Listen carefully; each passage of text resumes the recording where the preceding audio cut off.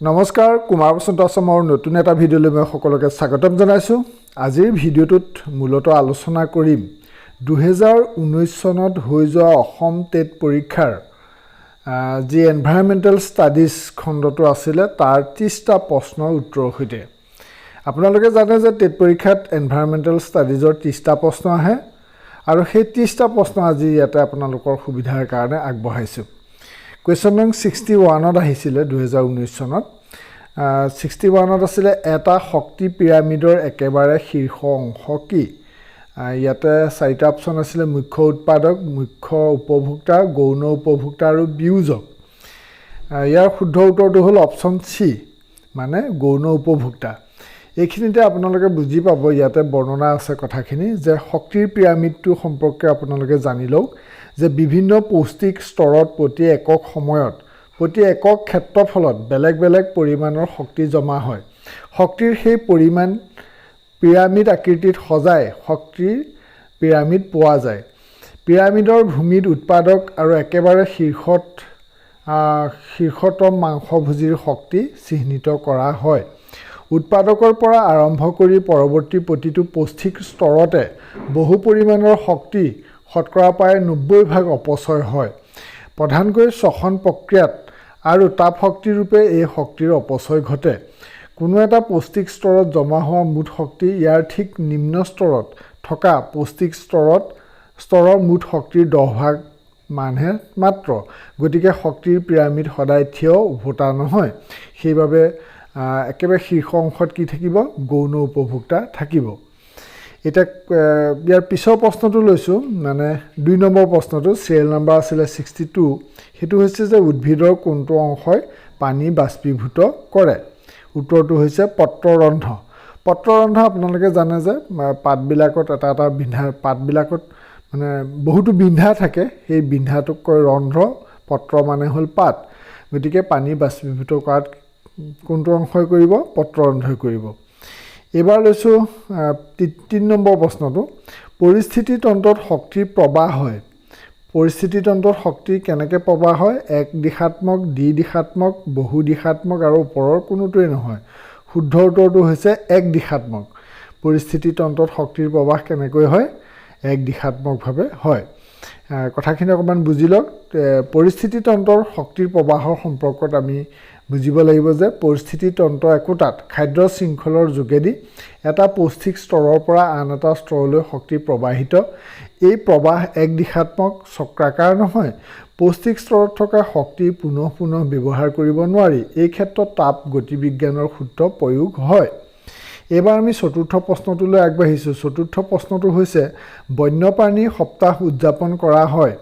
কেতিয়া উদযাপন কৰা হয় ইয়াতে কেইবাটাও আছে, 4টা অপশ্যন আছে। মই ইয়াতে শুদ্ধ উত্তৰটো আপোনালোকক দেখুৱাই দিছোঁ। সেইটো হৈছে অপশ্যন এ অৰ্থাৎ অক্টোবৰৰ 1 তাৰিখৰ পৰা 7 তাৰিখলৈ বন্যপ্ৰাণী সপ্তাহ উদযাপন কৰা হয়। নেক্সট এইখিনিতে আপোনালোকে 3টা কথা মনত ৰাখিব যে ৱাইল্ড লাইফ উইকটো হৈছে অক্টোবৰৰ 1 তাৰিখৰ পৰা 7 তাৰিখলৈ আৰু ৱাইল্ড এনিমেল ডে'টো হৈছে 3 অক্টোবৰ, অক্টোবৰ 3 তাৰিখে আৰু ৱৰ্ল্ড হেবিটেট ডে' সেইটো হৈছে 4 অক্টোবৰত। নেক্সট কুৱেশ্যনটো হৈছে আজি আমি যিটো 5 নম্বৰ প্ৰশ্ন লৈছোঁ। 5 নম্বৰ প্ৰশ্নটো হৈছে তলৰ কোনটো প্ৰজাতি শৃংখলিত প্ৰজাতিৰ উদাহৰণ। তাৰ উত্তৰটো হৈছে ক্লাউন মাছ। ইয়াতে কেইবাটাও আছে আকাশীলতা, ক্লাউন মাছ, মাইক্ৰ'হাইজা, লাইকেন। এতিয়া ক্লাউন মাছটো কেনেকৈ হয় সেইটো আপোনালোকে জানি লওক যে শৃংখলিত প্ৰজাতি মিনছ লিংকড স্পেচিছ। এনে প্ৰজাতিৰ একোটা জীৱৰ ক্ষেত্ৰত দুটা ভিন্ন ভিন্ন প্ৰজাতিৰ বৈশিষ্ট্য থকা দেখা যায়। উদাহৰণ ক্লাউন মাছ। এইবিধ মাছৰ দেহত সাগৰীয় মাছ আৰু সাগৰীয় প্ৰাণী উভয়ৰে বৈশিষ্ট্য দেখা যায়। আন এটা উদাহৰণ আছে সেইটো জানি লওক লব ফিছ। গতিকে শৃংখলিত প্ৰজাতিৰ উদাহৰণটো ক্লাউন মাছ কেনেকৈ হ'ল বুজি পালে যে সাগৰীয় মাছ আৰু সাগৰীয় প্ৰাণী উভয়ৰে বৈশিষ্ট্য দেখা যায়। এবাৰ কুৱেশ্যন 65 লৈ আমি 66 লৈ আগবাঢ়িছোঁ মানে আজিৰ 6 নম্বৰ প্ৰশ্নটো 6 নম্বৰ প্ৰশ্নটো হৈছে সেউজগৃহ প্ৰভাৱৰ ফলত পৃথিৱীৰ উপৰিভাগে কোনবিধ বিকিৰণ ধৰি ৰাখে সেউজগৃহ প্ৰভাৱৰ ফলত আমি আগৰ এটা ভিডিঅ'ত সেউজগৃহ প্ৰভাৱ বা গ্ৰীণ হাউচ ইফেক্টৰ কথা আমি আলোচনা কৰিছিলোঁ এতিয়া কোনবিধ বিকিৰণ ধৰি ৰাখে সেই কথাটো জানিব লাগিব বিটা ৰশ্মি আল্ট্ৰাভায়োলেট ৰশ্মি এক্স-ৰে ৰশ্মি আৰু ইনফ্ৰাৰেড ৰশ্মি ইয়াৰ উত্তৰটো হৈছে অপশ্যন ডি ইনফ্ৰাৰেড ৰশ্মি এতিয়া তাৰ কথাখিনি বুজি লওক যে সূৰ্যৰ পোহৰত ভূপৃষ্ঠ উত্তপ্ত হয় পৃথিৱীৰ অন্তৰ্ভাগো উত্তপ্ত ভূপৃষ্ঠৰ পৰা অৱলোহিত হিচাপে তাপ শক্তি বিকিৰিত হয় ইনফ্ৰাৰেড ৰেজ অসমীয়াত হ'ল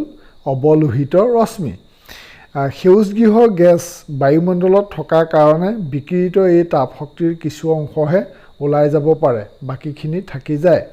ইয়াৰ ফলস্বৰূপে ভূপৃষ্ঠৰ গড় উষ্ণতা একে থাকে অৱশ্যে সেউজগৃহ গেছৰ পৰিমাণ অযথা বাঢ়ি গ'লে এই সমতা ভংগ হ'ব অৱলোহিত কমকৈ ওলাই যাব আৰু ভূপৃষ্ঠৰ উষ্ণতা বৃদ্ধি হ'ব এনে হোৱাটো পৰিৱেশৰ বাবে বিপদজনক এতিয়া সেউজগৃহ প্ৰভাৱৰ বাবে পৃথিৱীৰ উপৰিভাগে কোনটো বিকিৰণ ধৰি ৰাখে আপোনালোকে গম পালে যে সেইটো হৈছে অৱলোহিত ৰশ্মি বা ইংৰাজীত কয় ইনফ্ৰাৰেড ৰেজ নেক্সট কুৱেশ্যনটো 7 নম্বৰ প্ৰশ্নটো হৈছে বিশেষ বাধাৰ দ্বাৰা পৃথক কৰা বিভিন্ন ভৌগোলিক অঞ্চলত পোৱা প্ৰজাতিক কোৱা হয় কি বুলি কোৱা হয় সেইটো চাওক সেইটো হৈছে এলোপেট্ৰিক চিমোপেট্ৰিক নেক্সট আছে সহোদৰ আৰু ওপৰৰ কোনোটোৱেই নহয় শুদ্ধ উত্তৰটো হৈছে প্ৰথমটো অপশ্যন এ এলোপেট্ৰিক বিশেষ বাধাৰ দ্বাৰা পৃথক কৰা বিভিন্ন ভৌগোলিক অঞ্চলত পোৱা প্ৰজাতিক কি বুলি কয় এলোপেট্ৰিক এতিয়া আপোনালোকক অকণমান এলোপেট্ৰিকৰ বিষয়ে জানি লওক যে এলোপেট্ৰিক প্ৰজাতিটো কি যে বিশেষ ভৌগোলিক বাধাৰ দ্বাৰা যেনে মহাসাগৰ এটাৰ পৰা আনটো পৃথক হৈ থকা কোনো প্ৰজাতিৰ জীৱক এলোপেট্ৰিক প্ৰজাতি বোলে এইখিনি খুব দৰকাৰী কথা এবাৰ আমি 8 নম্বৰ প্ৰশ্নটো লৈছোঁ বাষ্ট BAST কিহৰ লগত জড়িত গোলকীয় উষ্ণতা অজন স্তৰৰ বিন্ধা বন্যপ্ৰাণী ISOৰ দৰে পৰিৱেশ ব্যৱস্থাপনা ইয়াৰ শুদ্ধ উত্তৰটো হৈছে অপশ্যন চি বন্যপ্ৰাণী নেক্সট কুৱেশ্যন 9 নম্বৰ প্ৰশ্নটো হৈছে উচ্চ পোষক খাপত DDTৰ দৰে কীটনাশক দ্ৰব্যৰ উপস্থিতি কোৱা হয় কি বুলি কোৱা হয় উচ্চ পোষক খাপত ইয়াতে আছে কেইবাটাও 4টা অপশ্যন আছে আপোনালোকে দেখিছে ইয়াৰ শুদ্ধ উত্তৰটো হৈছে অপশ্যন বি বায়'মেগনিফিকেশ্যন উচ্চ পোষক খাপত DDTৰ দৰে কীটনাশক দ্ৰব্যৰ উপস্থিতি কি বুলি কোৱা হয় বায়'মেগনিফিকেশ্যন নেক্সট কুৱেশ্যনটো হৈছে নেক্সট আপোনালোকে বায়'মেগনিফিকেশ্যনৰ কথাৰ বিষয়ে অকণমান জানি লওক জৈৱ পৰিৱৰ্ধক বায়'মেগনিফিকেশ্যন মানে DDTৰ দৰে কিছুমান অপকাৰী ৰাসায়নিক পদাৰ্থৰ পৰিমাণ এটাৰ পিছত আনটো খাদ্য শৃংখলত ক্ৰমান্বয়ে বাঢ়ি যায় এই প্ৰক্ৰিয়াক জৈৱ পৰিৱৰ্ধন বোলে নেক্সটটো লৈছোঁ 10 নম্বৰ প্ৰশ্নটো CNG সম্পূৰ্ণ নাম হৈছে CNG আপোনালোকে নিশ্চয় জানে অপশ্যন বিটো হ'ব কম্প্ৰেছড নেচাৰেল গেছ CNGৰ সম্পূৰ্ণ নাম কি কম্প্ৰেছড নেচাৰেল গেছ এবাৰ লৈছোঁ 11 নম্বৰ প্ৰশ্ন তথা CL নম্বৰ 71 তলত দিয়া কোনখন দেশৰ শিশু শ্ৰমিক খনিত নিযুক্তি দিয়া হয় শিশু শ্ৰমিক খনিত নিযুক্তি দিয়া হয় ভাৰত ব্ৰাজিল নেক্সট আছে মেক্সিকো আৰু ইণ্ডোনেছিয়া ইয়াৰ শুদ্ধ উত্তৰটো হৈছে ভাৰততহে মানে শিশু শ্ৰমিকক খনিবিলাকত নিযুক্তি দিয়া হয় নেক্সট কুৱেশ্যনটো আমি চাই আছোঁ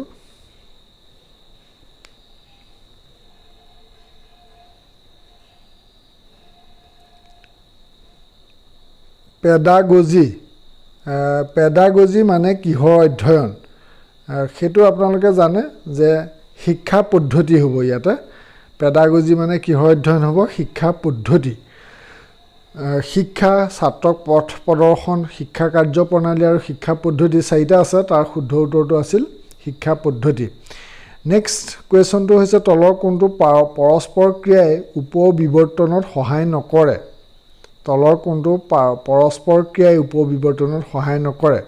ইয়াতে অপচন ডিটোৱে শুদ্ধ সেইটো হৈছে দুই প্ৰজাতিৰ মাজৰ প্ৰতিযোগিতা নেক্সট কুৱেশ্যনটো হৈছে 14 নম্বৰ প্ৰশ্নটো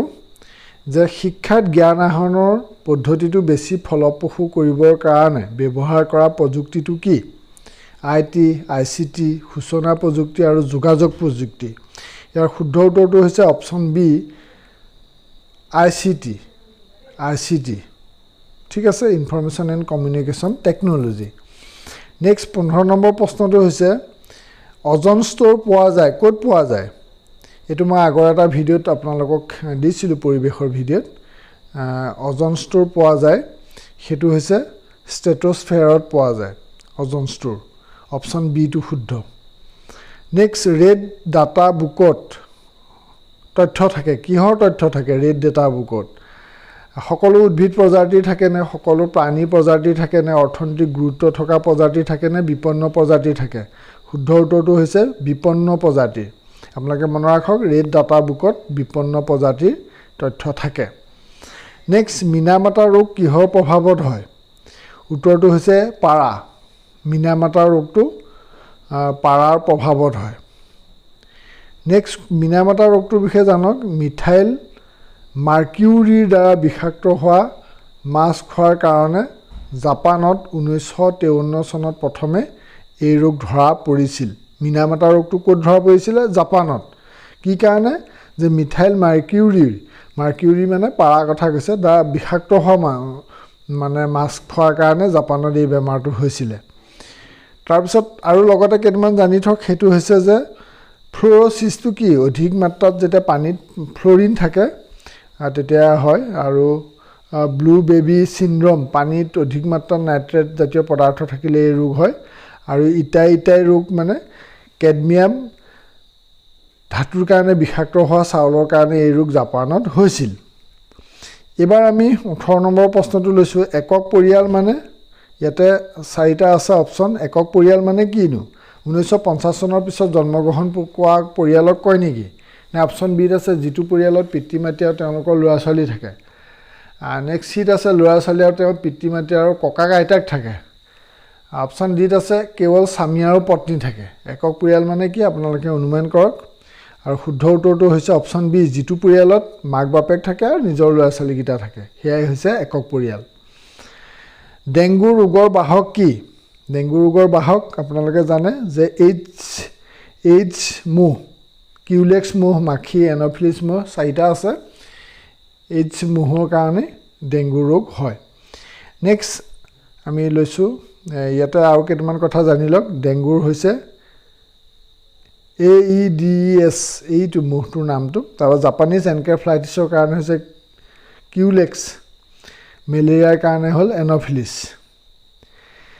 এইকেইটা আপোনালোকে লগতে জানি থওক নেক্সট কুৱেশ্যনটো হৈছে নেক্সট আমি কেই নম্বৰ পামগৈ এতিয়া এইটো 20 নম্বৰ পামগৈ এতিয়া 20 নম্বৰ প্ৰশ্নটোলৈ আগবাঢ়িছোঁ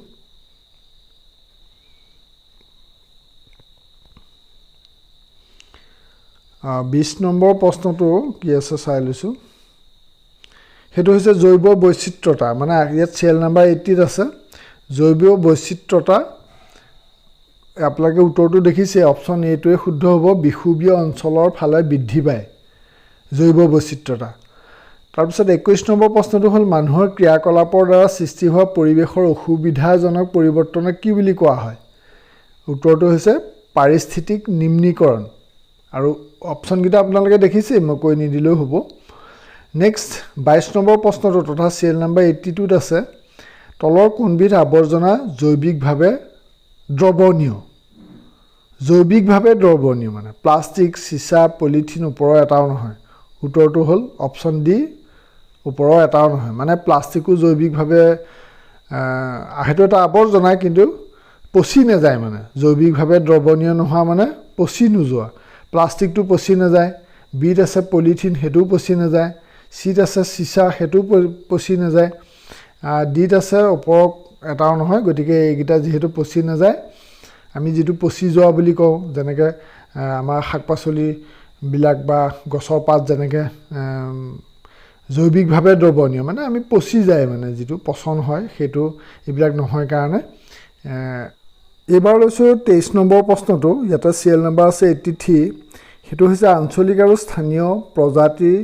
ভিন্নতাৰ অনুপাতক জোখা প্ৰথা কোৱা হয় কি বুলি কোৱা হয় আঞ্চলিক আৰু স্থানীয় প্ৰজাতি ভিন্নতাৰ অনুপাত জোখা প্ৰথাক অপচন কিটা হৈছে আলফা ভিন্নতা বিটা ভিন্নতা গামা ভিন্নতা আৰু ডেল্টা ভিন্নতা যেটো এটা অকমান জটিল প্ৰশ্ন ইয়াৰ শুদ্ধ উত্তৰটো হৈছে অপচন বি বিটা ভিন্নতা আঞ্চলিক আৰু স্থানীয় প্ৰজাতি ভিন্নতাৰ অনুপাতক জোখা হয় নেক্সট কোৱেশ্চনটো লৈছো কোৱেশ্চন নং ইয়াতে সেল নম্বৰ হল 84 আৰু আজি আমি 24 নম্বৰ প্ৰশ্নটো লৈছো পৰিবেশ বিজ্ঞানৰ আৰু আপোনালোকক কৈছো যে মই আজি 30টা প্ৰশ্ন লৈছো 30টা প্ৰশ্নই আহিছিল 2019 চনত এনভাইৰনমেন্টাল সায়েন্সৰ গতিকে পৰিবেশ বিজ্ঞানৰ এই 30টা প্ৰশ্ন আমি উত্তৰৰ সৈতে আলোচনা কৰিছো আজি এটা 24 নম্বৰ প্ৰশ্নটো হল বন্যপ্ৰাণী ক্ৰমাগত কমি যোৱাৰ প্ৰধান কাৰণ হল কি কাৰণে কমিছে পৰভক্ষিতা বনাঞ্চল ধ্বংসীকৰণ আবাস ধ্বংসীকৰণ আৰু শিকাৰ এটা আপোনালোকে পাইবিলাকে পঢ়া প্ৰশ্ন উত্তৰটো হৈছে আবাস ধ্বংসীকৰণ বনাঞ্চল ক্ৰমাগত কমি যোৱাৰ প্ৰধান কাৰণ আবাস ধ্বংসীকৰণ বুলি এটা আছে আপোনালোকে যদি আপোনালোকে উত্তৰটো মনপুত হোৱা নাই কমেন্ট সেকশনত লিখিব নেক্সট প্ৰশ্নটো হৈছে 85 কোৱেশ্চন নং হেতু হৈছে জনসংখ্যাৰ বহন ক্ষমতা নিৰ্ধাৰিত কৰা হয় ইয়াৰ কিহৰ দ্বাৰা জনসংখ্যাৰ বহন ক্ষমতা জনসংখ্যাৰ বহন ক্ষমতা নিৰ্ধাৰিত কৰা হয় ইয়াৰ জনসংখ্যা বৃদ্ধি নিৰীক্ষৰ পৰা জনসংখ্যা সংখ্যাৰ দ্বাৰা মৃত্যু সংখ্যাৰ দ্বাৰা নিৰ্ধাৰিত উপাদানৰ পৰা এটা জনসংখ্যা বৃদ্ধি জনসংখ্যাৰ বহন ক্ষমতাটো ইয়াৰ উত্তৰটো হ'ব অপচন ডি টো নিৰ্ধাৰিত উপাদানৰ পৰা জনসংখ্যাৰ বহন ক্ষমতা নিৰ্ধাৰিত কৰা হয় এইখিনিতে মই আপোনালোকক কওঁ এই 30টা প্ৰশ্নৰ ভিতৰত আপোনালোকৰ হয়তো দুই এটা প্ৰশ্ন আপোনালোকে ইয়াত উত্তৰখিনি বৰ সন্তোষজনক দুই এটা নাপাব পাৰে আপোনালোকে কমেন্ট কৰি লিখিব আপোনালোকে গুগলতো সাৰ্চ কৰিব বা আপোনালোকৰ হাতত থকা পাঠ্যপুথিসমূহৰো সহায় ল'ব তাৰ পিছত আলোচনা কৰোঁ হেতু হৈছে পিছৰ প্ৰশ্নটো এইটা বহন ক্ষমতাৰ বিষয়ে অকমান আপোনালোকে জানি লওক হেতু হৈছে বহন ক্ষমতানো কি যে কোনো এটা অঞ্চলত খোৱা পানী বস্তু পানী অন্যান্য সম্পদ আৰু বসতি যোগ্য অঞ্চল কিমান আছে সেইমতে সেই অঞ্চলত বাস কৰিব পৰা জনসংখ্যাৰ সৰ্বোচ্চ সীমা নিৰ্ধাৰিত হয় কোনো বাসভূমি অঞ্চল বা পৰিবেশত সৰ্বোচ্চ যিমান সংখ্যক লোকৰ বাবে প্ৰয়োজনীয় সকলো সম্পদ থাকে তাকে সেই অঞ্চলৰ বহন ক্ষমতা বোলে সেইকাৰণে উত্তৰটো হৈছে নিৰ্ধাৰিত উপাদানৰ পৰা জনসংখ্যাৰ বহন ক্ষমতা নিৰ্ধাৰিত কৰা হয় ইয়াৰ কিহৰ পৰা নিৰ্ধাৰিত উপাদানৰ পৰা এই যে লগে লগে আপোনালোকে বহন ক্ষমতাৰ বিষয়ে অকমান শিকিলে সেইখিনি আপোনালোকক কামত দিব নেক্সট কোৱেশ্চনটো হৈছে জনসংখ্যাৰ সূচকীয় বৃদ্ধিৰ সূত্ৰটো হৈছে জনসংখ্যাৰ সূচকীয় বৃদ্ধিৰ সূত্ৰটো কোনটো ইয়াতে উত্তৰটো হ'ব এ এত আছে dn/dt = rn আপোনাৰ সূত্ৰটো দেখিছে নেক্সট সূচকীয় বৃদ্ধি মানে কি সেই কথাটো চাই লওক যে জনসংখ্যা যদি শতকৰা হিচাপত নিৰ্দিষ্ট পৰিমাণে বাঢ়ি থাকে তেনেহলে সেই বৃদ্ধিক সূচকীয় বৃদ্ধি বুলি কোৱা হয় বুজিছে হেতু হল সূচকীয় বৃদ্ধি নেক্সট কোৱেশ্চনলৈ গৈছো ইয়াতে আপোনালোকে জনসংখ্যা বৃদ্ধি হাৰৰ এটা সূত্ৰও দেখিছে ইয়াতে কোনটোৱে কি বুজায় নেক্সট কথাটো হল 27 নম্বৰ প্ৰশ্নটো তলৰ কোনটো বায়ু প্ৰদূষক নহয় ধোঁৱাটো বায়ু প্ৰদূষক হয় তাৰ পিছত কাৰ্বন ডাই অক্সাইড নাইট্ৰজেন গেছ আৰু সালফাৰ ডাই অক্সাইড ইয়াৰে মাত্ৰ নাইট্ৰজেন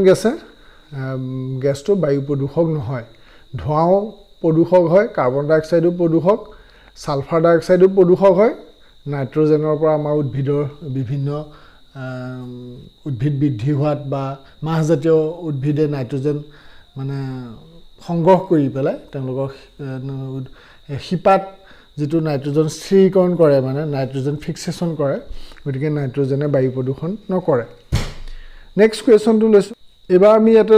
আলোচনা কৰিছোঁ 28 নম্বৰ প্ৰশ্নটো নৱীকৰণযোগ্য শক্তিৰ উৎস হৈছে আৰু অপশ্যন সি সেইটো হৈছে উদ্ভিদ নৱীকৰণযোগ্য শক্তিৰ উৎস কি উদ্ভিদ কয়লা পেট্ৰলিয়াম ইউৰেনিয়াম কেতিয়াও নহয় উদ্ভিদৰ পৰাহে মানে শক্তি আকৌ পুনৰ নৱীকৰণ কৰিব পৰা হয় তাৰপিছত 29 নম্বৰ প্ৰশ্নটো হৈছে সিমেন্ট ফেক্টৰীত কৰ্মৰত কৰ্মীসকলক কি ৰোগ হোৱাৰ সম্ভাৱনা থাকে উত্তৰটো হৈছে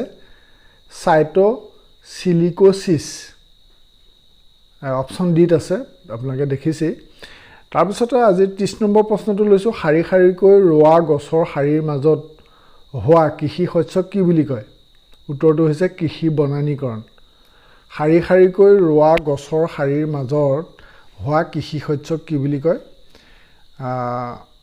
শাৰী শাৰীকৈ ৰোৱা ইয়াতে আমি দেখুৱাইছোঁ অপশ্যন ডিটো আছে এইখিনিতে মই আপোনালোকক কওঁ যে আজি যি 2019 চনৰ টেট পৰীক্ষাৰ আসাম টেটৰ আমি 30টা প্ৰশ্ন ইয়াতে আলোচনা কৰিলোঁ আৰু আকৌ এবাৰ মনত পেলাই দিওঁ আপোনালোকে ইয়াৰ কোনো এটা উত্তৰ যদি আপোনালোকৰ মনঃপুত নহয় আপোনালোকে গুগল সাৰ্চ কৰিব আৰু বিভিন্ন পাঠ্যপুথিৰ সহায় ল'ব সহায় লৈ নিশ্চিত হ'ব ইয়াতে 100% আমি শুদ্ধ বুলি দাবী নকৰোঁ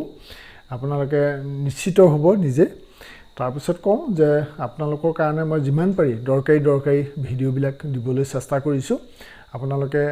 প্লেলিষ্ট ব্যৱহাৰ কৰিব মানে এই ভিডিঅ'ৰ ডেছক্ৰিপশ্যনত মই বিভিন্ন ভিডিঅ'ৰ লিংকবোৰ দি থৈছোঁ আপোনালোকে ব্যৱহাৰ কৰিব আপোনালোকৰ লাভ হ'ব আৰু কেনে ধৰণৰ ভিডিঅ' আপোনালোকে বিচাৰে সেইটো কমেন্ট সেকশ্যনত লিখিব আৰু আজিৰ 30টা প্ৰশ্নৰ ওপৰত আপোনাৰ কোনটোত সন্দেহ আছে সেইটো আপুনি কমেন্ট কৰি লিখিব পাৰে আৰু আগন্তুক পৰীক্ষাৰ কাৰণে যথেষ্ট আপোনালোকে স্মাৰ্ট ৰিডিং কৰিব লাগিব যথেষ্ট জটিল কথাও শিকিব লাগিব চেষ্টা কৰিম আপোনালোকৰ কাৰণে যিমান পাৰি প্ৰশ্ন দিবলৈ আপোনালোকে চাই থাকিব ইউটিউবত কুমাৰ বসন্ত আছাম আপোনালোকৰ আগন্তুক পৰীক্ষা ভাল হোৱাৰ মানসেৰে আজিলৈ সামৰিছোঁ ধন্যবাদ জয় অসম